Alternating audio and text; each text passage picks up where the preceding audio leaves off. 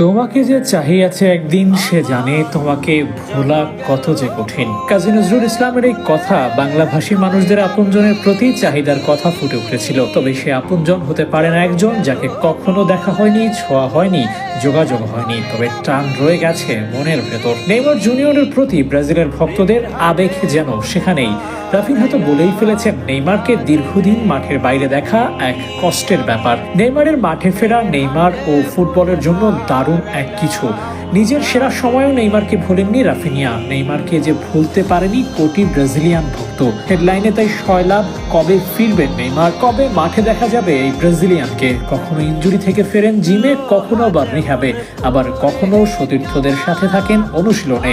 নেইমারকে নিয়ে আলোচনা থাকে সর্বদা। তবে এক বছরে নেইমারকে মাঠে দেখার সাহায্যে মিটছেই না। এই তো মাত্র 6 দিন পরই ব্রাজিলের জার্সিতে মাঠে দেখার কথা ছিল। ঠিক তখনই আবারও ছিটকে গেলেন। নিজের জীবনটা যেন 2 ভাগ ইনজুরি আর 1 ভাগ দিলেন ভক্তদের।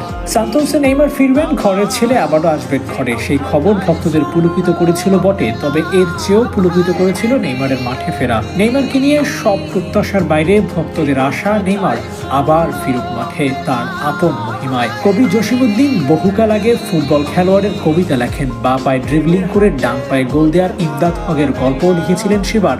লেখেন মাঠে দর্শকদের আনন্দ দেয়া ইমদাদ হকের ভেতরের গল্প। বহু বছর পর দর্শকরা ইমদাদ হক নেইমারকে পান। একের পর এক ইনজুরি, বেদনা যাকে গ্রাস করে, যিনি ফিরে আসেন ভক্তদের জন্য। এবারও তো স্বপ্ন ছিল এমনই, তবে দুঃস্বপ্ন হয়ে আবারও আসলো সেই ইনজুরি। সে যে ভয়ানক হয় না। এক ম্যাচে 15 ড্রিবলিং করা নেইমার ভক্তদের মনে গেঁথেছেন। ডি পল, এমি মার্টিনেজদের কাছে মনস্টার নেইমার ভক্তদের মনে গেঁথেছেন। ইয়ামাল, ভিনিদের বড় হওয়ার গল্পে নেইমার গেঁথেছেন।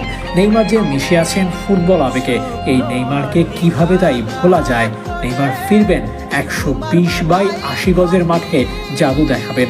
হয়তো হলুদ জার্সি পরে বিশ্বকাপের সোনার ট্রফিতে চুম্বক দিবেন। তবে সেই শখ যদি নাও হয়, তবুও হয়তো ওই 3 ভাগের 1 ভাগ নিয়েই সন্তুষ্ট থাকতে হবে নেইমার ভক্তদের।